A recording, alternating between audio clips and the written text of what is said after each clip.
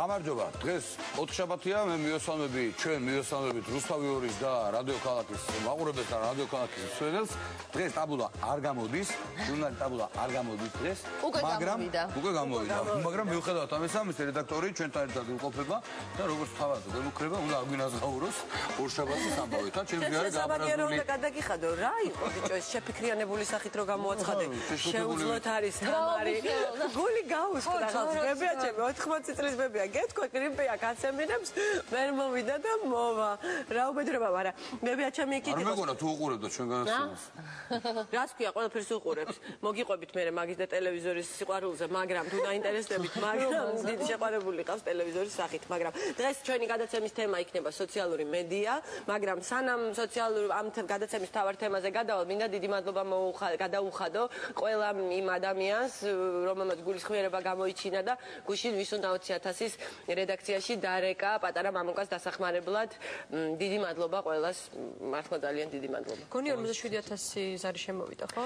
ხო, მე როგორც ჩანს გადაცემის შემდეგ გრძელდება კიდე დაახლოებით 10 წუთი და სადღაც 59,000-მდე შემოვიდა, მაგრამ გვიან დაიწყო 12-ის ნახევარზე საქველმოქმედო გადაცემა არ უნდა იწყებოდეს. 10 წუთზე, ნუ მე რეკავდი, ყველა რეკავდა ჩემ გარშემო, მაგრამ 10 საათზე ესეთი 10 საათზე როცა გადის, კარგია, 12-ის ნახევარზე ხო მეორე დროს. თუმცა ეგ ციფრი მაინც ნებისმიერ შემთხვევაში მაღალია ძალიან.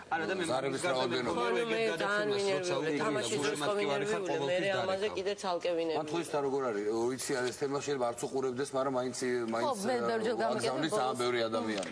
ხო, მოკეთ კიდევ ერთხელ დიდი მადლობა, ისა გადაცემის თავარ თემას რომ დაუბრუნდეთ, კვლევები მოწმობს რომ ტელევიზორთან მიჯაჭვულობა შესაძლოა მე-20 საუკუნეს დარჩეს და ტელევიზიის ადგილი დაიკავოს რამ სოციალურმა მედიამ. სოციალური მედია რა არის? Facebook-ი, Twitter-ი და კიდე ბევრი სხვა ქსელი, რომლის შესახებ ჩვენ ჯერც კიდე არ ვიცით. ხო, ანაკასნიკები არ უნდა დაგვავიწყდეს, რომელიც თანდათან ნაკლებად პოპულარული ხდება და იმედი მაქვს. მე დემონსტრაციულად დავტოვე. საერთოდ ცოტა ხანში საერთოდ არ არის.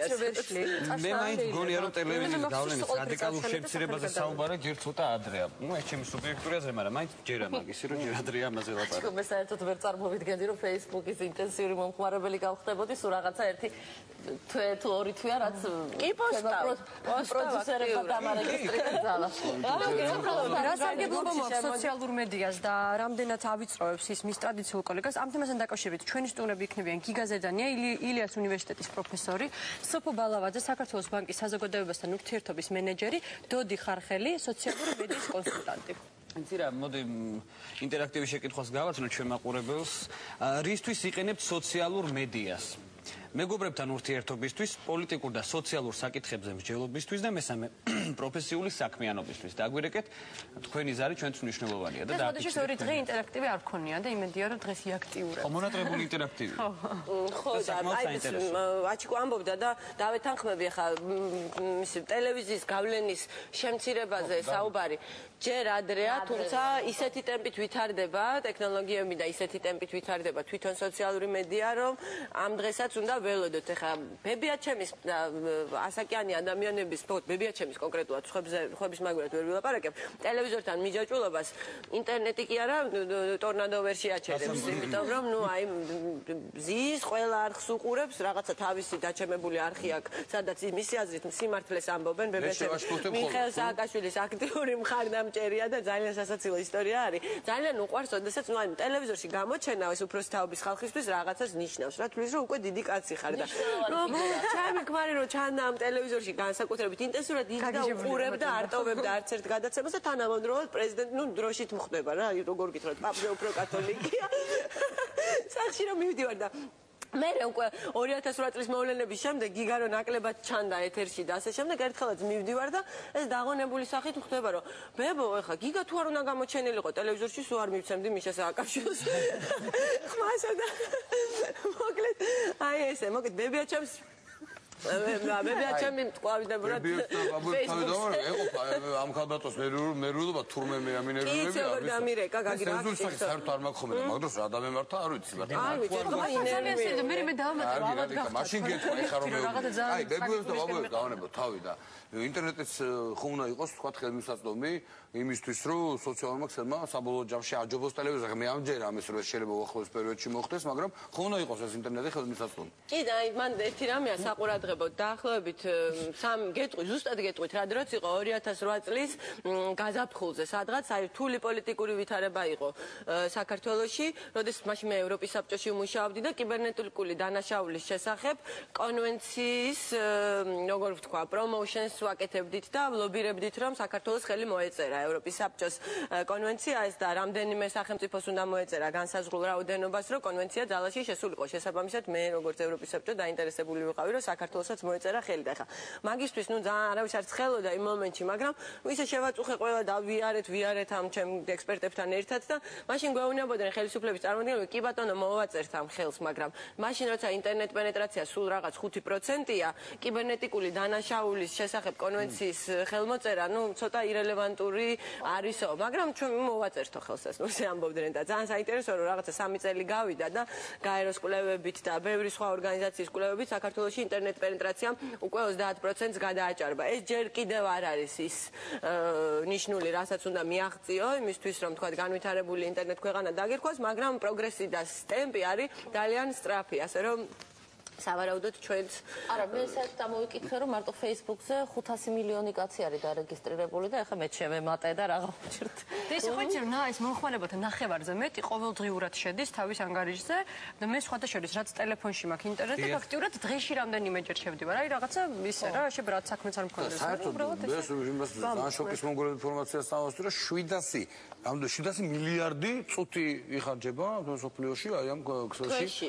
თვეში ხო რო ხო თვეში აბა იმის 700 მილიარდი წუთი რამდენი რო გადაიანგარიშო ბევრი და თან არ უნდა დაგვაუწყდეს როდესაც სოციალურ ქსელებზე ვსაუბრობთ აი შენც ახლა ბიზნეს კურიერს ერთობოდი ყურადღებას ამახვილებ Facebook-ზე და ეს ბუნებრივიც არის იმიტომ რომ ყველაზე დიდი ქსელია 500 მილიონზე მეტი აქტიური მომხმარებელი ყავს ხო მაგრამ ძალიან მნიშვნელოვანია ასევე Twitter-ი მოკლე შეტყობინებების რეჟიმში მუშაობს Twitter-ი და მისი მომხმარებელი სადღაც 200 მილიონს აღწევს ასე რომ ესეც მნიშვნელოვანია და ისე Twitter-ის ანგარიში გააქვთ ვინმეს მე არ მე სადაც ერთხელ დავიწყე მივყვებოდი და მე რაღაცა შემეზარა და მე ადრე აზაკლასზე უცნაურია აი საქართველოში ესეთი პოპულარული Twitter-ი რაღაცა მგონი ვერ გახდა ეხლა ყველაზე შევედი ვაპირებდი დარეგისტრებას მე რაღაცა ვერ გავერკვიე და დავანებე თავი Twitter-ზე არიან ეხლა მე ჩემ პროფესიიდან გამომდინარე ვიცი რომ ბექემი და თვითონ წერენო რა ვიცი რა შეიძლება თუ კაჩერი ტაბულოს ასევე ტაბულოს ვებგვერდზე წავიკითხე მე ეხლა თამაში ტაბულა რო არის არა ტაბულა იცი რა რაც მანამდე რო გითხე ეხლა მაინც ის არ ვიყავი მაგრამ ეხლა რაც უნდა გადაიწყო და ჩვენთან ერთად ხარ მან შემდეგ რაც შეგიყვარდი ხო ტაბულა და შენ ზაფრანგეთი ტრადიციულ მედიას Twitter-ის და Facebook-ის ხსენება თურმე ეგზალება იმის გამო რომ სხვა სოციალურ ქსელებმა დისკრიმინირებულად არ იგზნო თავი თქვა მართლა მფლობელებმა და ეგეთ რამე ეხლა ეგზალება რაც ნიშნავს ნუ არასდროს და დისკრიმინაციულია იქ LinkedIn-ი რაღაცა სხვაებიც არის ზოგადად ეხლა ხანდახან ფრანგებს აქვთ ხოლმე ეს რომ რაღაცა ეს ამერიკული რო შედის არა ოფიციალურად აუგზავნეს McDonald's-ი რო შედის Disneyland-ი რო გაიხსნა პარიზში ეს ნუ ეს ღიზიანდებიან რა მაგრამ მაგას რამ შომა რამდენიც არ უნდა ისაუბროს ეხლა საფრანგეთის ხელისუფლებამ Twitter-ი და Facebook-ი ამ დროისთვის მართლაც რჩება ყველაზე მნიშვნელოვანი სოციალურ ქსელებად და ამის მაგალითი არის არაბული გაზაფხული ყველას გვახსოვს ის რევოლუციური ტალღა რომელმაც ახლო აღმოსავლეთს გადაუარა და ვარაუდობდნენ რომ ნუ ჩვენთანაც მოაღწევდა ეს ტალღა ხო როგორაა ზოგიერთების აზრით ეგ ტალღა აქამდე ნახავს კარგად დაჯერებული ხო და ერთ-ერთი ტუნისელი აქტივისტი სიტყვებს ვკითხულობდი რომ მას აქციებს როცა ვგეგმა ანუ აქციებს ვგეგმავდით Facebook-ის საშუალებითო მე კოორდინაციას უწევდით Twitter-ის საშუალებით და მსოფლიოს უკვე ამის შესახებ ვამცნობდით YouTube-ის საშუალებითო ეხლა ბევრი საუბრობს იმაზე რომ სოციალური მედიის როლი მთელ ამ არაბულ გაზაფხულში არის გაზვიადებული მაგრამ ასია თუ ისეა ფაქტია რომ დიდი როლი ითამაშა. რა როლს ასრულებს სოციალური ქსელი პოლიტიკაში ამ თემასთან დაკავშირებით მეორე ბლოკში ჩვენ დავბრუნდებით გიგა ზედანიასთან ერთად. იცი მანამდე კი აუცილებლად დაგვირეკე და დააფიქსირეთ თქვენი აზრი ინტერაქტივის კითხვებზე ხომ? ეხლა რა ხდება ნეტა საინტერესოა. სად? ინტერაქტივში. ჯერ კიდე პატარა პრობლემა. მაგრამ დაუბრუნდებით არა. კარგით, ეხლა გიგას უნდა ვთხოვოთ შემოვიდეს სტუდიაში. ერთ კითხვას დაუსვათ, ორს ალბათ რასაც მოვსვეთ პირველ ნაწილში და შემდეგ გავაგრძელებთ უკვე მეორე ნაწილში, რომ იგზნოს თქვა თავი საკუთარ სახლში. კი. მაშინ სანამ გიგაშემო მე რა მინდა იცი თქვა რომ მე რა შეიძლება Facebook-ს ეხლა ცოტა გადალა ხო რა საჩემო თემა არ და არ მინდა ესე უცბად გავიდე. დღეში გარდა იმისა, რამდენსაც მუშაობ, ძალიან ხშირად მიწევს ტელეფონით შეძრომა და ძალიან ხშირად მიწევს ამაზე მეგობრებთან კონტაქტს. არა, მე გეტყვი, იმიტომ რომ სამსახურში ვარ, ხვდები? შენ როგორ მოხვდი საერთოდ Facebook-ზე? რასთან დაკავშირებით? საერთოდ ინტერაქტივი სანამ ის არის, ჩვენ თვითონ ვერ გავცეთ პასუხი ინტერაქტივი. მაგრამ მე მქონდა ადნაკლასნიკები და აგვისტოს ომის მერე ადნაკლასნიკების გარდა, აი მაგ შრიფტსაც რო ხედავდი, უკვე ცუდად ხვდებოდი. საერთოდ ეს ამოვშალე და გადავედი Facebook-ზე, იმიტომ რომ არ მიწევდა მაშინ აქ შეშოვა. რისთვის იყენებ ახლა Facebook-ს? მეგობრებთან საურთიერთოდ, იმიტომ რომ ვეღარ ვხედავ. როდესაც მე მინდოდა გამოსვლა, იმიტომ რომ 5000 მეგობარი მყავს უკვე, თქვა და რაღაცა მე თვლი თავს ვალდებულოთ, რომ ახლა მეგობრები უნდა უპასუხო რა, რო წერენ და ვცდილობ მაქსიმალურად ეს გავაკეთო და მინდოდა გამოსვლა. წადე და მივხვდი, რომ იმდენ ინფორმაციას ვიღებ ჩემი საქმესთან დაკავშირებით, ჩემ პროფესიიდან გამომდინარე, რომ დარჩი და არ გამოსვლა. გიგა ზედანიას ხოლმე სტუდიაში. იმდენი ვილაპარაკე და გიგა ზედანიას ჯობია თავის ისტორიები მოგესალმები. გამარჯობა მოგზაურობ. გამარჯობებით. გამარჯობა.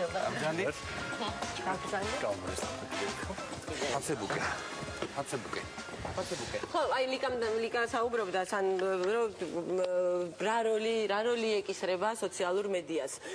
ზოგადად რომ დავიწყოთ ამ თემაზე საუბარი და მე ბუნებრივია დავკონკრეტდებით, იმიტომ რომ უამრავი კითხვა არსებობს ამასთან დაკავშირებით და სოციალური მედიის მთავარი მახასიათებელი, რაც განასხვავებს უფრო ტრადიციული მედიებისგან რა არის, რომ მომხმარებელი იქ არის ინფორმაციის შემქმნელიც. ანუ მაგალითად აი ახლა ამ გადაცემას ვინც უყურებს, ხო? მას რა შეუძლია გააკეთოს? დიდი გადართოს და იმედია რომ არ გააკეთებს, ხო? მაგრამ ამას შეიძლება თქვა მოიწეროს წერილი რედაქციაში, მაგრამ რეალურად ის მაყურებელი არის პასიური. სოციალურ მედიაში მთავარი არის ის, რომ მომხმარებელს შეუძლია თვითონვე რაღაცა აწარმოოს. ჩვენებ გვერდზე შეუძლია მოგწეროს. ეს უკვე სოციალური მედიის ნაწილია რა, ეს უკვე სოციალური მედიის ნაწილია. ტრადიციული, ჩვეულებრივი ჟურნალი, გაზეთი, რადიო, ტელევიზია გულისხმობს იმას, რომ ვიღაცა აკეთებს ინფორმაციას და ყველა დანარჩენი ამ ინფორმაციას პასიურად იღებს. სოციალური მედიის პლუსი ის არის, რომ შენ შეგიძლია შენ თვითონ აწარმოო ეს ინფორმაცია. და რატომ არის ეს პლუსი? ეს არის უფრო დიდი პროცესის ნაწილი, რომელსაც შეგვიძლია თამამად დავარქვათ სიტყვა დემოკრატიზაცია. ანუ თუ ჩვეულებრივ ყველა საზოგადოება იყო ძალიან ნათლად დაყოფილი მცირე ელიტად და დიდ მასებად და ელიტა ყოველთვის გადაწყვეტილებებს იღებდა და მასები ან მიიზრდებდნენ ამ გადაწყვეტილებებს, ან კი ჯანყდებოდნენ. თანამედროვე საზოგადოება დასავლურიდან დაიწყო, მაგრამ ყველა დანარჩენზე გადადის ნელ-ნელა. ისია მოწყობილი, რომ ერთ ადამიანს იქ აქვს ძალიან დიდი მნიშვნელობა, ბევრად უფრო დიდი, ვიდრე ოდესმე ისტორიის განმავლობაში. და ეს არის დემოკრატია რა არის, რომ ყოველ ადამიანს შეუძლია გავლენის მოხდენა ბევრად უფრო დიდ, ასე ვთქვათ, საზოგადოებაზე, ვიდრე თვითონ არის, ხო? ანუ სწორედ ამ პროცესის ნაწილია სოციალური მედიის გაჩენა, იმიტომ რომ სოციალურ მედიაში მე თუ საინტერესო ადამიანი ვარ, შეიძლება არც პოლიტიკოსი ვიყო, არც ასე ვთქვათ, მდიდარი ვიყო, არც ცნობილი ვიყო, მაგრამ რაღაც დავწერო და ეს ვრცელდება ელბის სისწრაფით. და შესაბამისად ცალკეულ ადამიანს ბევრად უფრო ბევრი ბერკეტი აქვს იმისათვის, რომ საკუთარი აზრი, საკუთარი ემოცია, საკუთარი დამოკიდებულება გაავრცელოს, ვიდრე ტრადიციული მედიის მომხმარებელი. და გახდეს ცნობილი ენდი უორჰოლის ყველა 15 წუთი და ეს ჯასტინ ბიბერის მაგალითი. გაიმართა თბილისის მერის ვიდეოკონფერენცია ამ თემაზე, კითხვა სთავსო უკვე მეორე ნაწილში. შუა დღეში პირველი ანტრაქტია, ცოტა ხანში დავბრუნდებით ყოველთვის გუმართონ. ანტრაქტი ჯამათმა მომწავლეს ამ ანტრაქტის რეკლამას. მე შეგიყვარდი და ანტრაქტი მაგრამ ანტრაქტი მიყვარს. კი, იმიტომ კაი სიტყვა. შევისვადოთ ცოტა ხანი დავბრუნდებით ეთერში.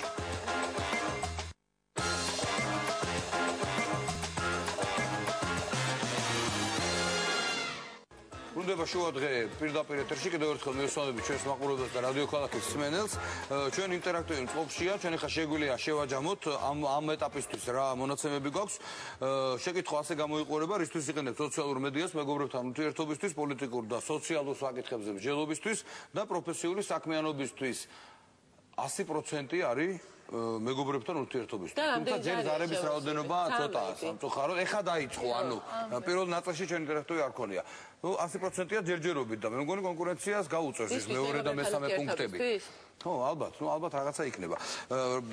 მინდა ისო გავაგზავნო, აი კითხვა დავსვი, მინდა დავსვა გასულ კვირას გაიმართა ქალაქის მერის, თბილისის მერის ვიდეოკონფერენცია, ამდენად დროულია მართლაც ეს მოვლენა და ხო არ დავაგვიანეთ ქართველებმა, თქვათ ქართველ პოლიტიკოსებმა, ვიდეონება, სოციალური მედიისთვის და გვიან ხო არ მიხვდნენ, თქვათ აი ეს სოციალური მედია ისეთივე აქტუალურია, როგორც თქვათ სხვა მედია საშუალება. საინტერესოა, იმიტომ რომ ქალაქის მერმა რო გააკეთა მივახცეთ ეს, იმიტომ რომ 2005-ში წინა ქალაქის მიმართ ზურაბ ჭიაბარაშვილმა მახსოვს, რომ ფორუმჯიზდე გააკეთა ასევე სესია. სადაც ის იღებდა კითხვებს და კრიტიკას და შემდეგ ამას ითვალისწინდა პასუხობდა და ასე შემდეგ. შესაბამისად არ ვიცი რატო იყო იმასთან არის დაკავშირებული ქალაქის მერი მაინც უფრო ახლოს უნდა იყოს თავის ამომრჩეველთან ვიდრე სხვა თუ ფილოსოფიური ბექგრაუნდი აქვს ორივე შემთხვევა იყო მერთან. ორივე მერთან იყო, მაგრამ ანუ რა არის მნიშვნელოვანი, რას იძლევა Facebook-ი. რასაკვირველია ზოგად პლანში ყველა ქვეყანაში იძლევა იმას, რომ ჯერ ერთი ახალი სივრცე გიშდება, სადაც შეგიძლია შენი მესეჯი მიიტანო. მეორე არის რომ ახალი სივრცეა, სადაც შეიძლება რომ მიხვდე შენ ამ მრჩევლებს ყველაზე აინტერესებთ.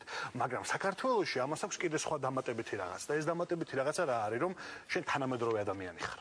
და ელაპარაკები არამთლიანად საზოგადოებას, არამედ მის ყველაზე, ვთქვათ, შყარებში დაწინაურებულ ნაწილს. რას ნიშნავს? იმიტომ რომ ჩვენ ვიცით, რომ პოლიტიკური ჩართულობა, პოლიტიკური აქტივობა ძალიან ახლოს კავშირშია განათლებასთან და ძალიან ახლო კავშირშია შემოსავალთან. და ჩვენ შეგვიძლია ასევე ვივარაუდოთ, რომ ის ადამიანები, ვინ ჩართულები არიან სოციალურ ქსელებში საქართველოში, ისინი გამოირჩევიან ან განათლებით, მაღალი დონით, ან შემოსავლის მაღალი დონით, ან ორივეთი. შესაბამისად, პოლიტიკოსი, რომელიც მუშაობს ამ სეგმენტზე, მუშაობს რეალურად პოლიტიკურად ყველაზე აქტიურ სეგმენტზე და ესაა ძალიან მნიშვნელოვანი. და ასევე აჩვენებს, რომ მას აქვს შესაძლებლობა, ანუ ის თანამედროვე ადამიანი, მან ის არის ახალი ტექნოლოგიები, ის არ არის ჩარჩენილი იმავე წინა საუკუნეში და რამდენადაც მე მინახავს, ახლა სპეციალური არ მიმაწარმოებია, სპეციალური გამოკვლევა, მაგრამ რამდენადაც მე მახსოვს, გიგი უგულავას, ასე ვთქვათ, გვერდი არის ყველაზე პოპულარული ქართულ პოლიტიკოსებს შორის. ყოველ შემთხვევაში, რაც მე სხვა გვერდები არ მინახავს, ყველას აღემატებოდა უგულავასი. კი, ეხა ეს ესეა, მაგრამ აი შენ პოლიტიკური აქტივობა ახსენე. ალბათ პოლიტიკური აქტივობაა ისიც, როდესაც უკვე მერს კითხვას უსმენ თუნდაც საყოფაცხოვრებო საკითხზე, იმიტომ რომ იქ აი კითხვების დიდი უმრავლესობა იყო მაინც აი გზა, ჩემ ქუჩაზე გზა არის გასაკეთებელი, ჩემ ქუჩაზე ეს არის და მოდი ესე ვთქვათ, რომ აი თუნდაც ის რომ სოციალურ საკითხებზე მსჯელობა და იგივე საყოფაცხოვრებო საკითხებზე მსჯელობა შეგიძლია მერთან პრინციპში პირდაპირ პირისპირ რეჟიმში, იმიტომ რომ თვითონ მერიც უყურებდა ხო თავის გვერდს.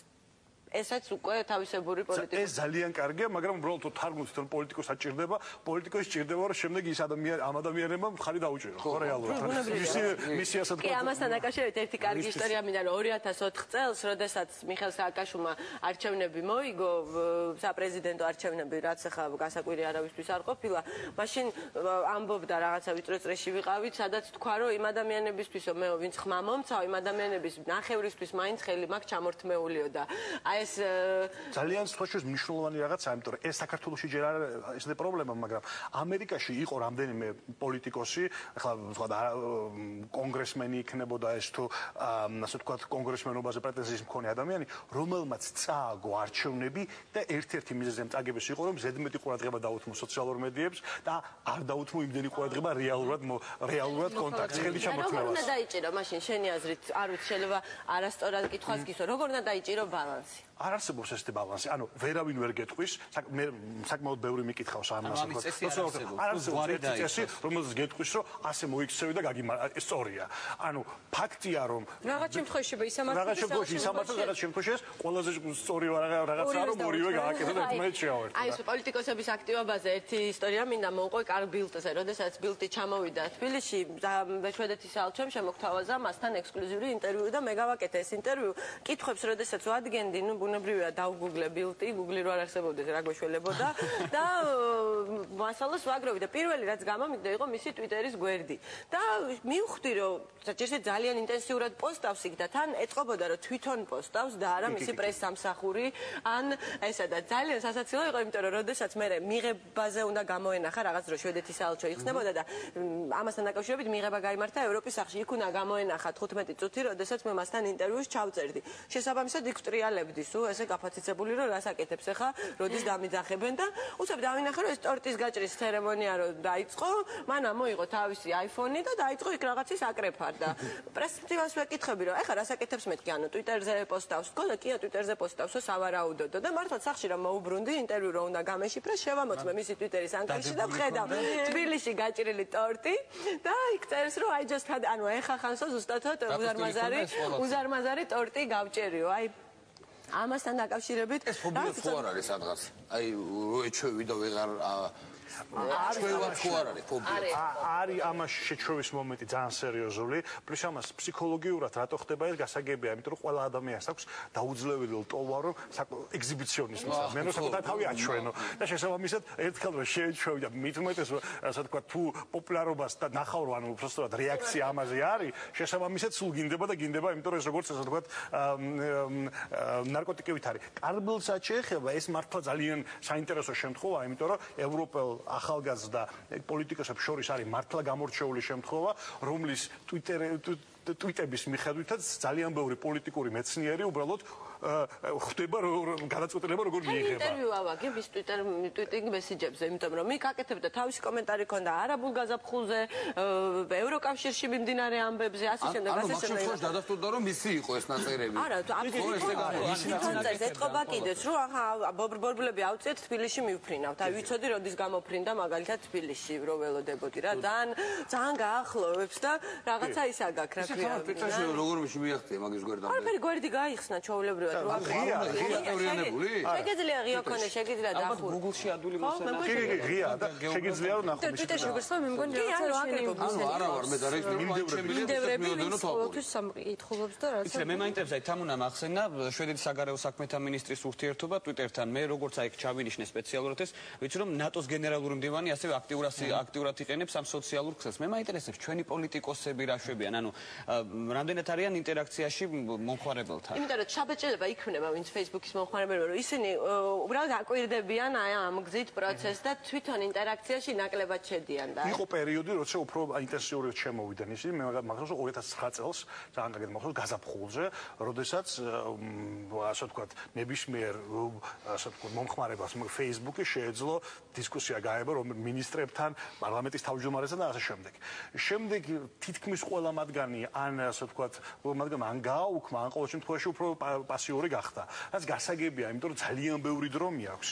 ძალიან ემოციური რაღაცა, მით უმეტეს როცა პოლიტიკაზე დავაგავს, ძალიან ემოციურია, ძალიან ღლის. მე ვფიქრობ, რომ დავიღალი ასე თავი. ანუ გასაკურველი ამას შეიძლება სტრატეგია, მე არ მგონია რომ თუ Facebook-ზე ხარ და არა Twitter-ზე, Twitter-ი სხვა რაღაცაა, იმიტომ რომ Twitter-ს შენ ასე ვთქვათ, აკეთებ შენს მესიჯს, ხო? ან tweets აკეთებ. იმას არაფერი არ მოყვება რეალურად. ხალხი კითხულობს და ნუ ეს. აი, ეს კომენტარებს დაცვის ვერ გიტოვებ.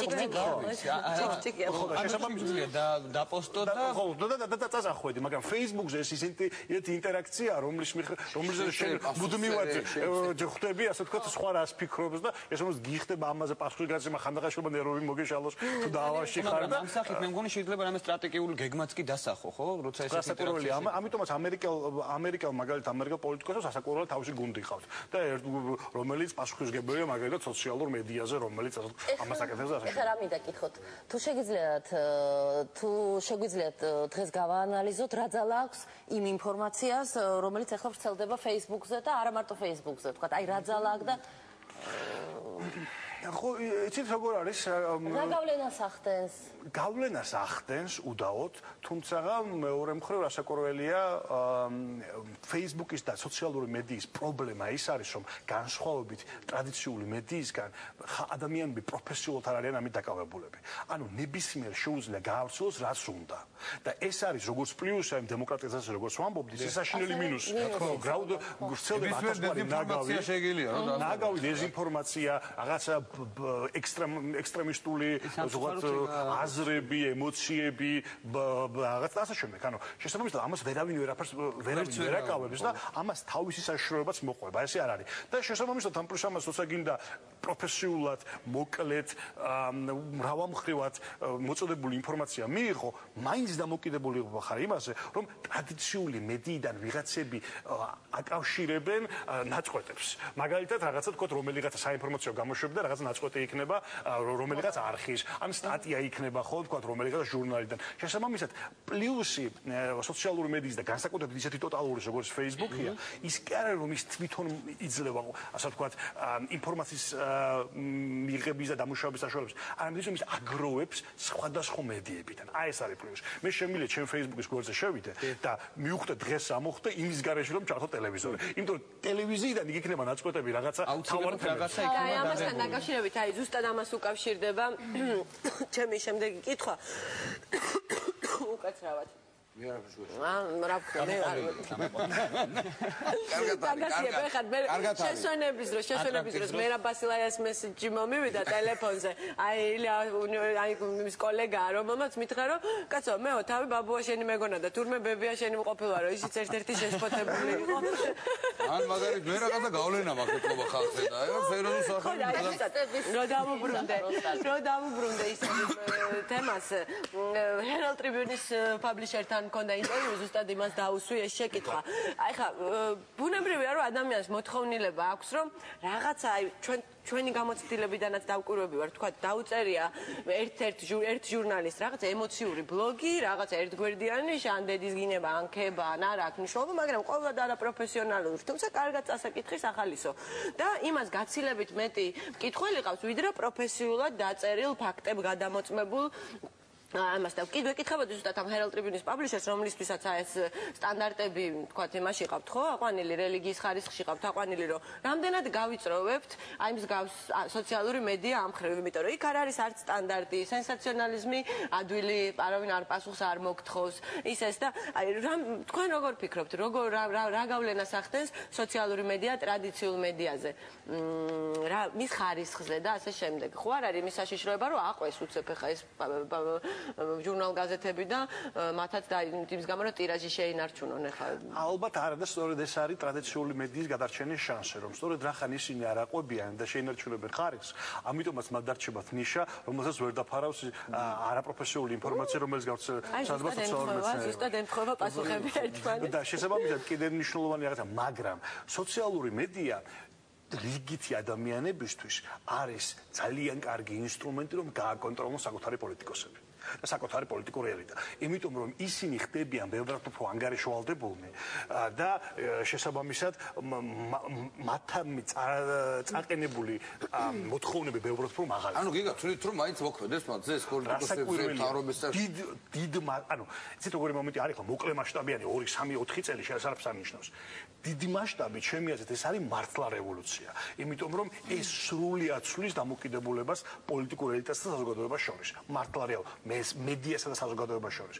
მოკლე მასშტაბით რასაკვირველია შეიძლება აქეთაც იყოს და იქეთაც იყოს, მაგრამ ამ სოციალური მედიის გავრცელება ასევე უწყობს ხელს აი ამ თანასწორობის, თანასწორობის არა იმაზე თუ ყველა ერთნაირია, არამედ ყველა ერთნაირად ღირსებით და კანონის მიერ დაცული ადამიანია, ამის გაცნობიერებას ხელს უწყობს ისეთი ჰორიზონტალური ქსელები, როგორც არის Facebook, სადაც უბრალოდ ყველა რაღაც ლაპარაკობს და მორჩა რა, ჩემი აზრი, შენი აზრი. არ არის იერარქია და ვიღაცა არ გეუბნება შენ. როგორც მაგალითად ტრადიციული მედია. ხო ტრადიციული მედიაში რა არის? ვიღაცა კომპეტენტური ადამიანია, ხო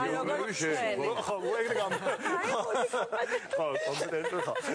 Facebook-ი ძალიან ისეთ გავლენიანი ის გახდა უკვე, იმიტომ რომ ძალიან ხშირად აი საქართველოს Facebook-ის სკანდალებს გულისხმობ.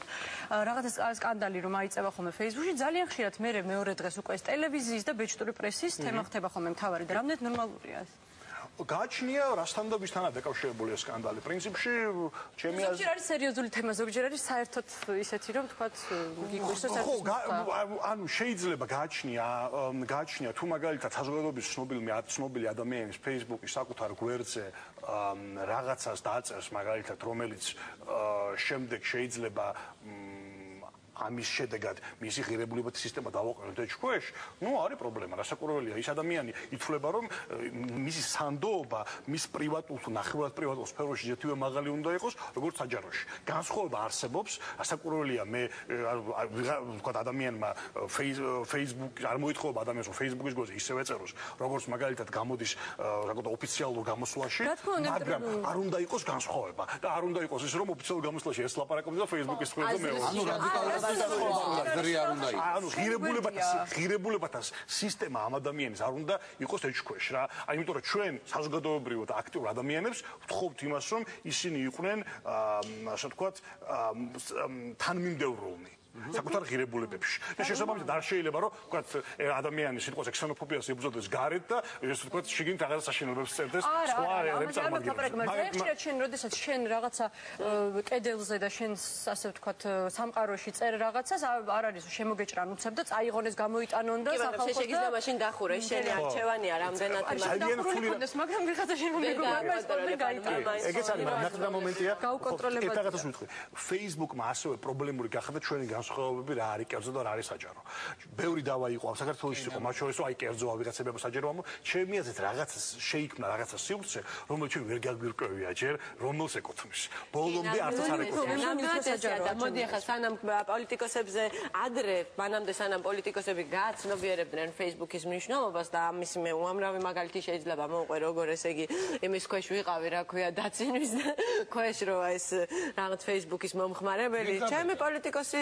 მეგობრებისგან რა ნუ ახლა ამას გონია რომ რა ქვია ერთი ეგ დღე შეიძლება დაგიდგეს საჩიკო ნუ ქართული ბიზნესის წარმომადგენლები აშკარად უფრო ადრე დანებდნენ და ამის მაგალითი არის საქართველოს ბანკი რაში იყენებენ ბიზნესმენები და ბიზნესის წარმომადგენლები Facebook-ის პლატფორმას რაში მატერიალიზდება Facebook-ით მიღებული სარგებელი ამასთან დაკავშირებით სტუდიაში ვთხოვთ სოფო ბალავაძეს მოგზანდი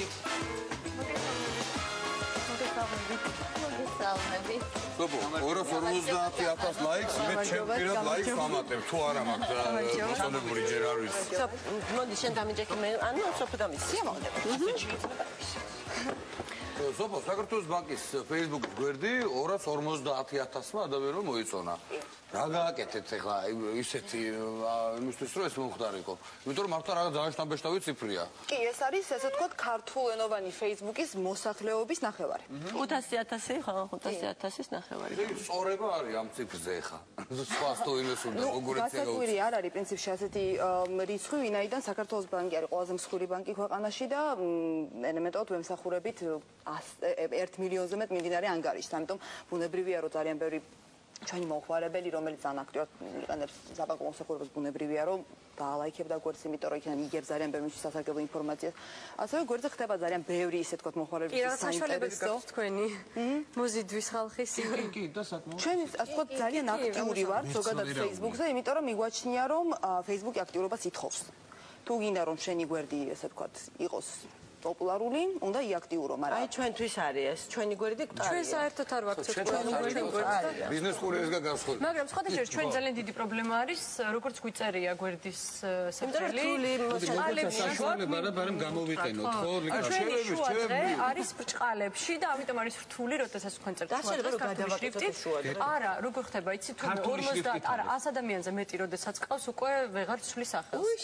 ანუ ქართული შრიფტით ბრჭყალებში შუადღე რუსთავიორზე, ამიტომ ეს ეცადეთ რომ ასე იყალებით ჩყალები და ქართულში მე მგონი ხო რამიდა გითხოთ რომ შეგიძლიათ თუ არა რაიმე შედეგებზე საუბარი ან გაყიდვების გაზრდაზე ან სხვა სარგებელზე რომელიც სოციალური მედიით თქვენ მიიღეთ ეს არის მე ისეთ რაღაცას ვიტყოდი რომ ანუ რატომ ვართ უპირველეს ყოვლისა Facebook-ზე მარტივი პასუხია ვართ იმიტომ რომ იქ არის ჩვენი მომხმარებელი ჩვენ უნდა ვიყოთ იქ სადაც ჩვენი მომხმარებელი არის და ჩვენი მომხმარებელი არის Facebook-ზე Facebook-ი ჩვენთვის არის უპირველეს ყოვლისა ურთიერთობის საშუალება. ეს არის ჩვენ მომხმარებელთან უშუალო კონტაქტის დამყარება, ძალიან არაფორმალური უპირველეს ყოვლისა. და ისეთი პრინციპში ესეთი მყისიერი, იმიტომ რომ წერენ რაღაცას პასუხობთ. ზოგჯერ საკმაოდ გვიანაც კი რამე. ხო, ასე ძირითადად ეს ურთიერთობისთვის ესე თქვა საჭირო იარაღია ასე. და სარეკლამო ბიუჯეტზე როგორი გავლენა იქონია Facebook-მა? რეკლამა Facebook-ზე თქვენ თუ გამოგიყენებიათ, ოდესმე იცით რომ არის საკმაოდ იაფი. ანუ ეს ისე თქვა ძალიან ლიბერალური ეს არის ხო? და ერთი პლუსი რაც არის რომ შენ შეგიძლია ადვილად გაზომვადი არის ეს, იმიტომ რომ კლიქების რაოდენობით შეგიძლია გაზომვა, რაც არ ხდება ბეჭდურ პრესაში და სწორედ ამიტომ აი ბეჭდურ პრესას მნიშვნელოვნად დააზარალა ინტერნეტში გათავსებულმა რეკლამებმა, იმიტომ რომ იქ ზომავენ და ბეჭდურ პრესას ვერ ზომავენ. კი, მოგდის აბსოლუტურად კი რა თქმა უნდა. ხო და ერთი ეს არის რომ აი ზომიერებაზე მინდა რომ ვილაპარაკო. აი საქართველოს მახსოვს რომ წინა სახელმწიფო პერიოდი იყო თუ ზუსტად არ მახსოვს რომ აი ესეთი წარღვნა მოხდა საქართველოს ბანკის და ეს კითხვა მინდა რომ გიგასაც დაუსვა. წარღვნა მოხდა საქართველოს ბანკის რაღაცა შეტყობინებები, რაღაცების დალაიქებას მთხოვდნენ, ანუ საზოგადოება თვითონ ოღონდ საქართველოს ბანკის ხოლგის ქვეშ. აი, ხო არ ფიქრობთ, რომ აი თავი შეიძლება მოაბეზრო ამით, ანუ რა რეაქციას გამოიწვევს, ანუ გიგა როგორც მომხმარებელი ამ შემთხვევაში მაინტერესებს გიგას აზრი. აი თქვათ, ჩვენ გვაქვს ტაბულას გვერდი Facebook-ზე, ჩვენ 10,000-ზე მეტი ფანი გვყავს, ხო? ნუ სულ ვფიქრობ ხოლმე, ხა რომ ეს მე ვუგზავნო ბევრ ადამიანს სულ და უცხო რომ დამილაიქე, ხო? თავს ხო არ მოვაბეზრებ, აი მე სულ ეს ამაქვს, რომ არ შევაწუხო ადამიანი იმით, რომ მოვხო რა ეს და შენ თვითონ რა გიგა რა რეაქცია გაქვს ხოლმე? მე მგონია ზოგადად Facebook-ში იმდენად ბევრია ეს ხმაური რომ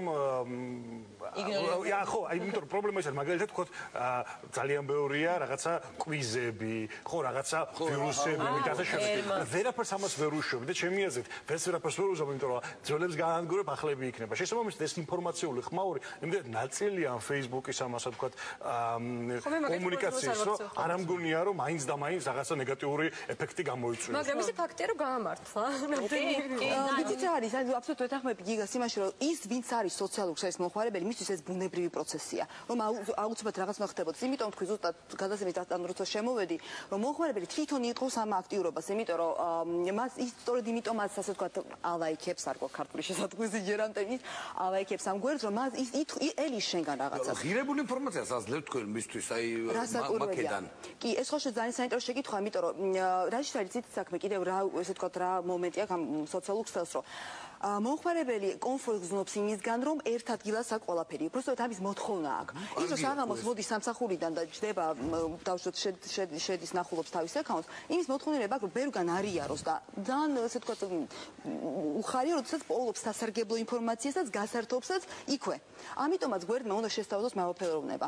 იმანიცის რომ თუ დაჭირდა დავშოთ სასარგებლო ინფორმაცია იმას მოძებნის და თუ დავშოთ დაჭირდა რაღაც აღნიშნება კონკურსში გადაწყვეტის მოძრაობის მიღება ეს გახდება. საინტერესო სუერთ ადამიანს ის პასუხებზე თუ ადამიანი არის, რამდენი რამხელა კადრი, რამდენი ადამიანი კომერციული საიდუმლო. არა, ისე ვიკითხებ, მაგიტომ კითხვა არ დავიწყოთ ისე. რესურსის თვალსაზრისით, ეხლა დიდი რესურსი იხარჯება ამაზე, რომ თქვათ აი. მოდით ასე ვთქვათ, ამას ჭირდება ასე ვთქვათ ესეთი ადამიანის ამაზე გულის შეტკივა, ასე ვთქვათ და რომელიც მზად არის ასე ვთქვათ ამას მიუძღვნას თავი, ვინაიდან კომპეტენტური ბანკის პოლიტიკიდან გამომდინარე პასუხი ხო ყველა აუცილებლად, რასაკვირველია. პროცესია თელი. კამპანიის წარმატება როგორ იზომება? აი, როგორ შეიძლება რომ Facebook-ის კამპანიის წარმატება გაზომო? გარდა იმისა, რომ თქვათ კლიკებს დათვლი რამდენმა ადამიანმა ნახა, ანუ როგორ Facebook-ს აქვს არაჩვეულებრივი სტატისტიკა. ანუ თვითონ აგენერირებს სტატისტიკას, რომელიც არის ხელმისაწვდომი გვერდის ადმინისტრატორისთვის და ძალიან ბევრი წლში შეგიძლია ნახო სიტყვაზე თქვათ, რას უფრო, ასე ვთქვათ, ნახულობენ შენი მომხმარებლები, რაზე უფრო, რა დროს უფრო აქტიურობენ. ანუ თუ გამარტივებულია. ან ძალიან ბევრი ფული იზოგება, იმიტომ რომ მე ვიცი, მე ჩვენ როდესაც გვჭირდება ხოლმე ხანდახან სტატიებისთვის, აი ხა მაგალითად გვინდა რომ ფული ვიშოვოთ და ფასეულობების კვლევა გავაკეთოთ საქართველოს საწავი და ვთქვათ, აი 5 წლის წინ რაც იყო, ფასეულობების თვალსაზრისით და ნუ ამას ჭირდება ძალიან დიდი ფული. ახლა რეპრეზენტატიულობის მომენტის დაჭერა ვთქვათ, Facebook-ზე ცოტა რთული არის, მაგრამ თავისთავად ის თქვათ ბიზნესის შემთხვევაში ამან შეიძლება გაამართლოს კიდეც. შევჩვენოთ გავიდა დრო, კონტრაქტი უნდა დავწყოთ. ხო და მეორე ნაწილი დასუსვა ახლოვდება. არ დაგავიძდეთ პასუხი გასცე ჩვენ ინტერაქტიულ შეკითხვას, აი შედეგები ეკრანზეა, 74%-ია ჯერჯერობით მაინც პირველ კითხვაზე პასუხი მეტია. ანუ ნახოთ როგორ დამთავრდება საბოლოოდ განაცემის ბოლომდე ვსაუბრობთ ამ თემაზე. სულ ცოტა ხანში ბრუნდებით პირდაპირ ეთერთან ქართული სოციალური მედიის დედათ შერაცხული დოდი ხარხელთან ერთად დაბრუნდებით და ძალიან საინტერესო საუბარი გექნება მესამე ნაწილში. არ გადარჩეთ.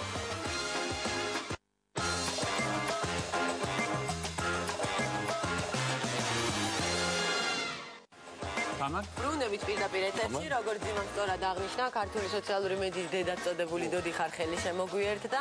დოდი, მოკლედ რომ გითხრა, რა არის სოციალური მედია? ხო, რა არის სოციალური მედია? ჩვენ აქ ვისაუბრეთ Facebook-ზე, Twitter-ზე, მაგრამ ამით არ შემოიფარგლება, ხო? ეს გაცილებით დიდი სფეროა და ზოგადად რა განასხვავებს ქართულ სოციალურ მედიას სხვებისგან? სხვა ქვეყნების სოციალური მედიისგან.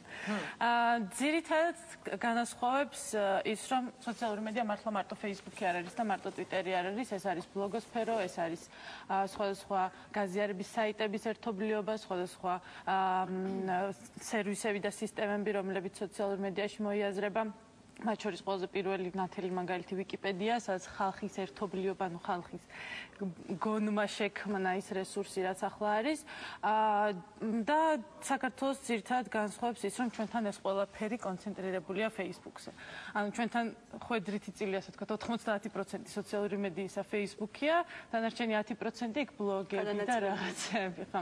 ხო, და სხვა შორის აი ამაზეც მინდა რომ მითხრა, როდესაც ვთქვათ, ხშირად არის რომ ჩამოდიან ვთქვათ უცხოელი დასავლეთიდან ბლოგერები უნდა პოლიტიკურ ბლოგერებთან შეხვედრა და ვთქვათ, როცა მეკითხებიან, რომ აი ვინმე სხვა არ იცნობ, აი პოლიტიკური ბლოგერების მოძიება მიჭირს, არიან რუსულენოვანი ქართველი პოლიტიკური ბლოგერები, უფრო, მაგრამ აი დანარჩენ ჩვენი ბლოგერები უფრო ყოფით თემებზე წერენ, ვთქვათ, შეიძლება ძალიან სახალისო ეს, მაგრამ ნაკლებად არის ეს სერიოზული ხასიათის, ანუ შეიძლება ვწდები მითხარი. პოლიტიკურ თემაზე კი მართლა ძალიან ცოტა ბლოგებია, თუმცა ამას თავისი მიზეზებიც აქვს. ყოველ შემთხვევაში რასაც დავაკვირდი ის არის, რომ ეს თემა ანუ ძირითადად მაინც ბლოგებს ახალგაზრდები წერენ და ეს თემა ახალგაზრდებისთვის დიდად აქტუალური არ არის, როგორც ასეთი, იმდენად აქტუალური არ არის, რომ ამის შესახებ პოსტები დაწეროთ. როდესაც რაღაცა ისეთი ხდება, რომელიც ყოველს ანუ სოციალურ თემატიკა, როდესაც როცა ყოველს ცხოვრებაში შემოდის, რა მაგალითად გზები გადაიკეტა რაღაც პოლიტიკური მიზეზების გამო, მაგრამ ეს უკვე ეხება თითოეული ადამიანის პირად ცხოვრებას, ხო?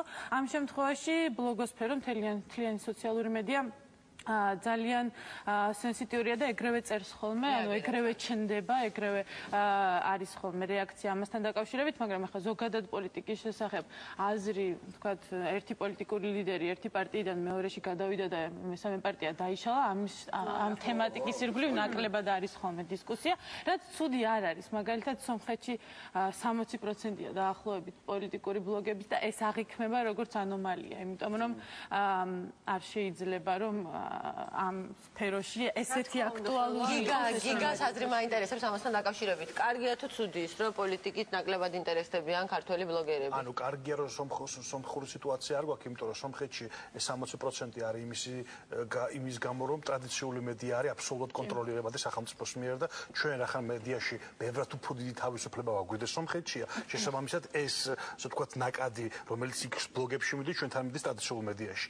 ცუდია, იმიტომ რომ ბლოგები რასაკურველია უფრო რეფლექსიაზე ორიენტირებული მედიუმი შეიძლება გახდეს, იმიტომ რომ ადამიანები ძირითადად იქ მაინც საკუთარ აზრებს გამოთქვამენ და ეს კარგად მიუთითებს იმაზე, რომ საქართველოში ინფორმაციის აბსოლუტური დომინანტობა ანალიზზე რა და შესაბამისად ადამიანებს უფრო აინტერესებთ რაღაცა ამბავი გაიგონ, ვიდრე მისი ანალიზი და ნაკლებად ბევრი ადამიანი ჩართულია ამ ანალიზში. აი, ჩვენ ტრანკეში ეხა პოლიტიკურ საკითხებზე და სოციალურ საკითხებზე ჟელობისთვის აქვს სულ რაღაც 8 და რაღაცა პროცენტი. მაგრამ ეს არის არ არის ეს სრული სურათი, მაგრამ ნუ მაინც Facebook-ის პლუსია და რატოა ეს Facebook-ის პლუსი?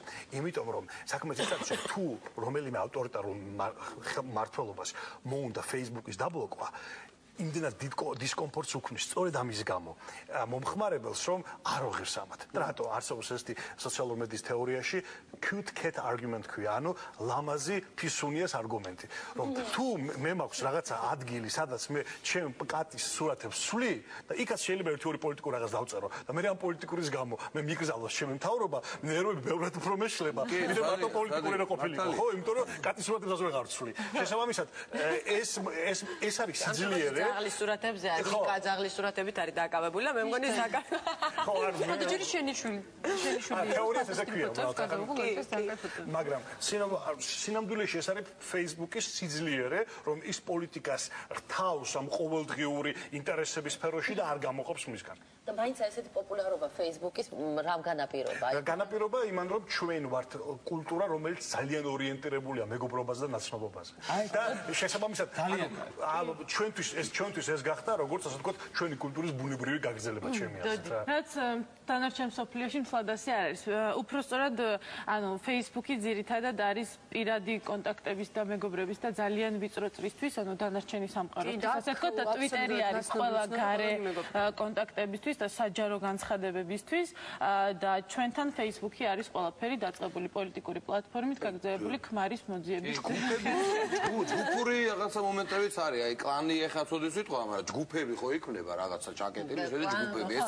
ეს მომენტიც არის. პანორამასაც ვავლენთ, კი, რასაკვირველია. ნუ ეგ ძალიან ბუნებრივად ხდება, ანუ ვინც ძალიან დიდხანს და აქტიურად არის სოციალურ მედიაში, იმ სფეროში ან რაღაც კონკრეტულ სფეროში გარკვეულად ტრენდსეტერი ხდება და შემდეგ მას ბაძავენ. ანუ გამოდის რომ არის რაღაცა მაინც ჯგუფი, რომელიც კარნახობს დანარჩენებს რა უნდა გააკეთონ, ან როგორია სწორი მოქცევა. მაგალითად, რომ არ არის კარგი ვინმე შეურაცხყოფ ან გინება, ხო? ანუ რაღაცა ესეთ თუნდაც მარტივ წესებს, ხო, არა, ყველა მარიცის, ანუ როდესაც ვიღაც შედარებით სოციალურ მედიაში ავტორიტეტი გეუბნება მაგას, მერე უფრო ატორმოზებს. და ძალიან ბუნებრივია, როგორც რეალურ ცხოვრებაში არიან ავტორიტეტები და ტრენდსეტერები, ისე არის და სხვა ავტორიტეტები არსებობენ სოციალურ მედიაში. სულ საუბრობთ შეეულია, რამდენად სამართლე ბოდიში რა, გაგაწყვეტილი ვიცი შენ ძალიან კარგი კითხვა გაკეთა თავში დარწმუნებული. ბევრი კარგი კითხვა მაქვს თავში. ერთი კითხვა, მაგრამ ამასობაში მე ჩემი კითხვა და აი ავტორიტეტი როგორ ყალიბდება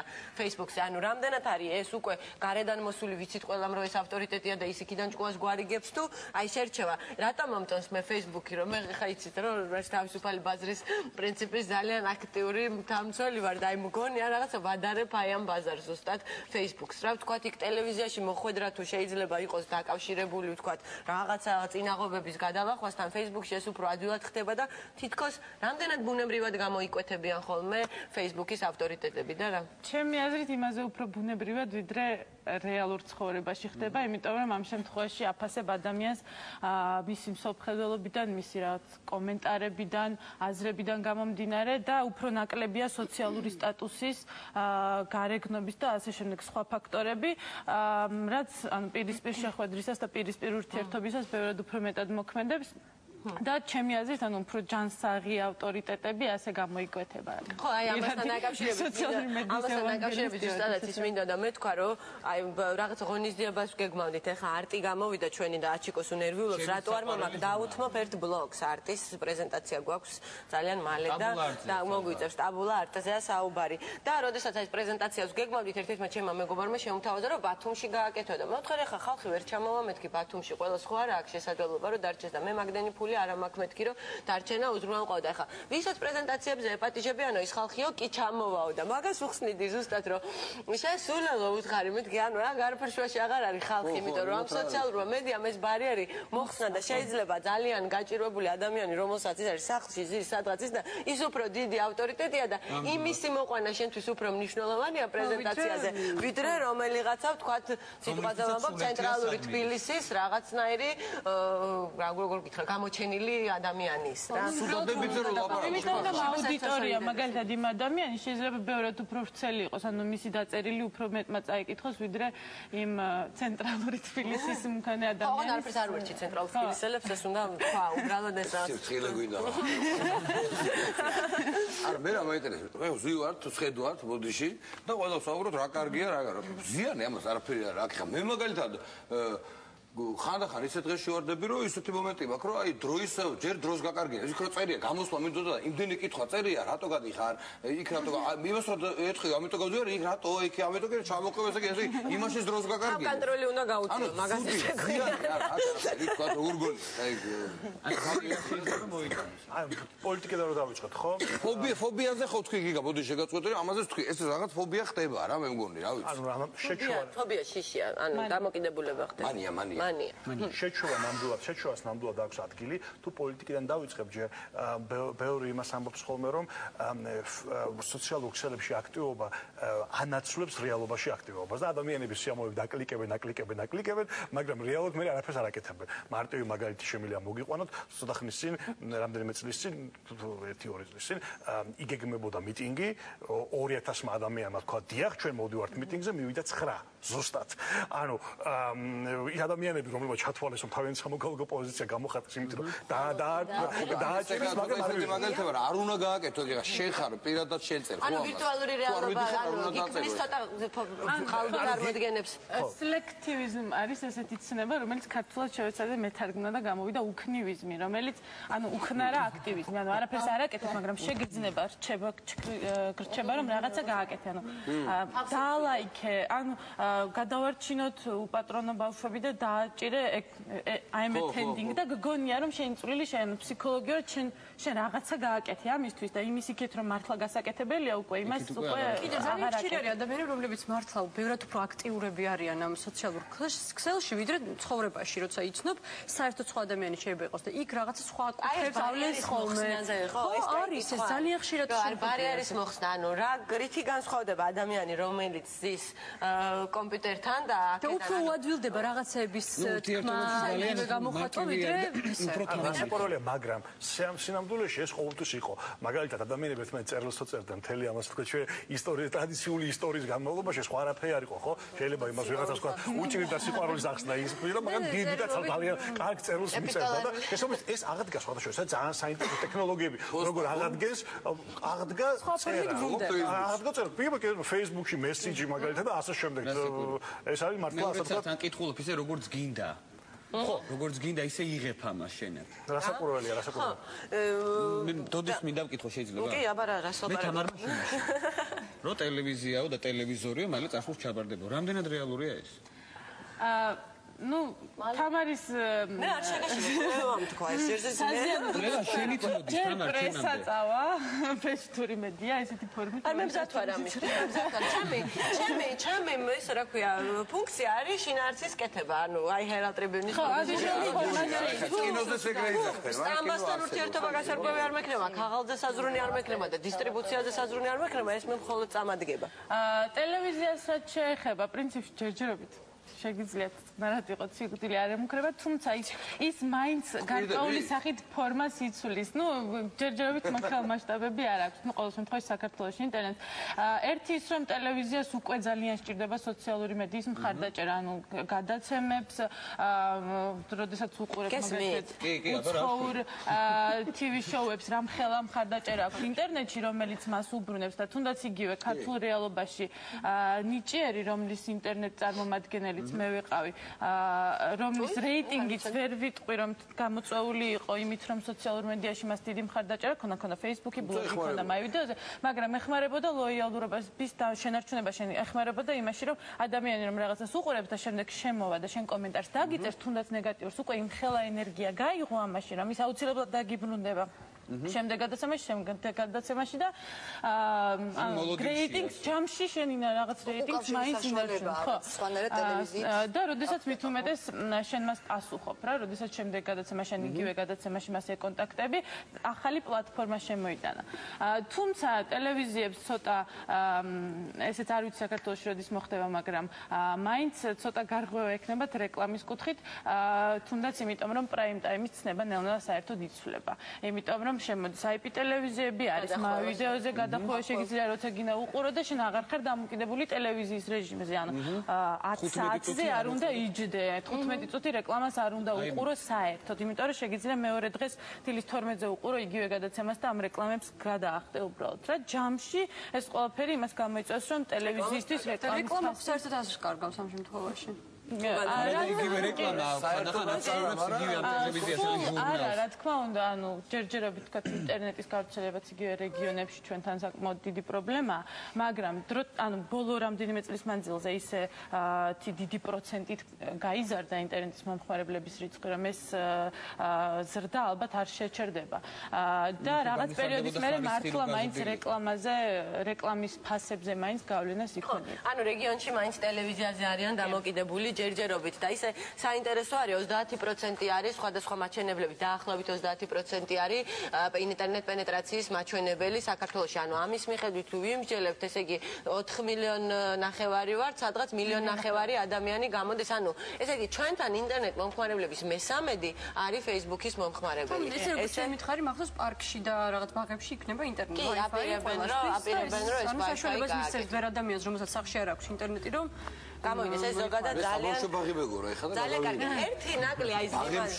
ძიმა ზიანზე საუბრობდა და ერთი ნაკლი ხა არავისთვის დასამალი არ არის ხა ამის გამეორება უკვე აღარც მინდა იმიტომ რომ ამ თემაზე სადაც მომიწია საუბარი ყველგან ვთქვი რომ ჩემი თანამშრომლების ტაბულას თანამშრომლების დიდი ნაწილი და ტაბულა არტის თანამშრომლების მათ შორის ანუ გავიცანი Facebook-ის საშუალებით მათი შერჩევა მოხდა Facebook-ის საშუალებით ცოტა პერვერსიაც კი არის ხანდახან ესე მაჩვენება ხოლმე რომ ჭუჭრუტანაში ვიყურები იმიტომ რომ როდესაც ვეძებდით კადრებს, ხო ესე ვათვალიერებდით მათ გვერდებს, მათ ბლოგებს, ნოუთებს ვკითხულობდით. ეხლა ჩემ თავში აზრად არ მომივიდოდა, რომ ეხლა ვიღაცის გვერდზე შევძრები და ნოუთის კითხვას დავიწყებ, ხო და აქ რაც ჩვეულებრივი, ანუ ჩვეულებრივ ცხოვრებაში ეხლა სხვისი წერილი, გამოსაქვეყნებლად უდევს გასაგებია. დაუბრუნდეთ ჩვეულებრივ ცხოვრებას ჩვენს.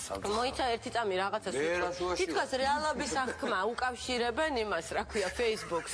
ანუ აქვთ ეს სოციალური მომხმარებლების აქტიური მომხმარებლებს, რომ გონიათ, რომ რაც ხდება Facebook-ზე, ის არის რეალობა. ამასთან დაკავშირებით ორი სიტყვა და კაი, ვრჩებით. ეს ძალიან კარგად ჩანს ხოლმე, აი იგივე თუნდაც აქციების დროს, როდესაც სოციალური პრობლემების წინაშეა, რომ Facebook-ზე თუ რაღაცა თემა აგორდა, გგონია რომ მორჩა, ანუ ყველა ამ თემით არის დაავადებული, რაც რეალობას არ შეესაბამება. ხო, იმიტომ რომ მე ვიღაც საყვარელი ძაღლის ვიდეო გამოდის, რომელზეც მთლიანად გადაერთვება ერთ-ერთ, იმიტომ რომ ეს ყურადღების ხვედრითი წილი, რაც ინტერნეტში შეგიძლია დაიჭირო, არის ძალიან ცოტა, იმიტომ რომ იქ ახალი ნოტიფიკაცია მოხდა და სასწრაფოდ უნდა დააჭირო და ეგრევე გადადიხარ რა ძალიან სწრაფად. ჩვენ სტუმრებს ძალიან დიდი ბოდიში, უпросто ძალიან დიდი მადლობა. თან რა თქმა უნდა ბოდიში, რომ ვერ ამოწურავთ ამ თემას, ვერ ასწორებს ინტერაქტივს, რაც შეეხება 344 ზარია ამ წუთისთვის შემოსული, 77% მეგობრებთან ურთიერთობისთვის იყენებთ. აი ესეც ნიშანდობლივია, ვინც უადრისას ტელევიზორს უყურებს, ის არ არის სოციალური მედიის აი ამიტომ მინდოდა რომ არ მაქვს სოციალური. პიროვნებაში არ ქონდა თამარ, არ დაგავისდეს რომ არა, ამის მიუხედავად მაინც დაბალი მაჩვენებელია 300 ზარი მოუგროვები. არა, იცი რა, ეს ბლოგში ჩვენ ვქონდა. ანუ დღეს ვინც გვიყურებს, აი ხა ეთერში ნაკლებად არის სოციალური მედიის მომხმარებელი. წავედით სახში, სახში კი არა და სახში ვარ თუ პროსტორი. როგორ გიყვარს? დავიშალე სამსახურებში. შუად ღამე დასწრებულია ხოლმე გემშვიდობები ჩვენ საინტერესო სტუმრებს დიდი მადლობა ყველას. დაგხვდით.